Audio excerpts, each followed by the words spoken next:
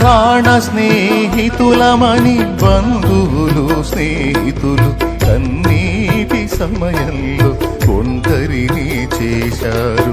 ఆస్తులున్న వేళలో హక్కున చేరారు. ఆపద సమయాలలో అంతులేకపోయారు. జంటగా నిలిచితివి నా ప్రాణమా, కన్నీరు తుడిచితివి నా స్నేహమా, కన్నీరు తుడిచితివి నా స్నేహమా, కన్నీరు తుడిచితివి. నా ప్రాణానికి ప్రాణం నీవేనయ్యా, స్నేహానికి నిజ స్నేహం నీవేనయ్యా, నిజ స్నేహానికి నిర్వచనం నీవే.